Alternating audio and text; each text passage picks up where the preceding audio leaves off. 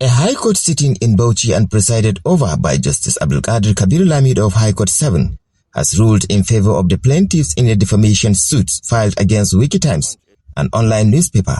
The judgment concludes a legal dispute that began in 2023. The suit stemmed from a WikkiTimes article which inserted the photograph of terror kingpin Dogo Gide between the images of the second and third plaintiffs after removing the picture of the executive governor of Niger state.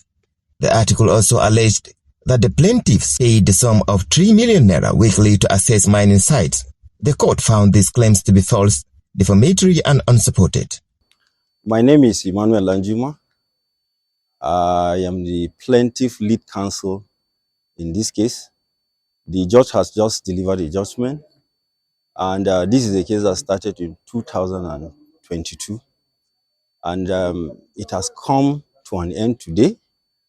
This is because the judgment of the court is very clear. The judgment of the court is very explicit that the judge has now granted our prayer 1, prayer 2, and prayer 3. Well, the prayer 4, he reduced it to damages of 100 million, and the cost of this action, 5 million naira. Justice Lamido held that WikkiTimes failed to establish the defense of justification, but the first and second plaintiffs who worked under the first plaintiff were found to have been defamed by the publication. It is on record that the defendant in this case failed to prove their case, as the court rightly said. And they rely on the defense of justification, but the court said they failed to prove it. So in the circumstances, the court ordered them to retrieve the statement or the defamatory statement from their online platforms. The court ordered that they should write a letter of retraction or apology on the online platform, on all their online platform of the first defendant, and in 2 national dailies. Counsel to the plaintiffs noted that the judgment may be enforced through the defendants' properties or via garnishing others on their bank accounts. The defendants, however, reserve the right to appeal within 90 days. Yes, there are so many ways of enforcing judgment of the court. The judgment of the court can be enforced on the properties of the defendant. The judgment of the court can be enforced on the account of the defendants by garnishing.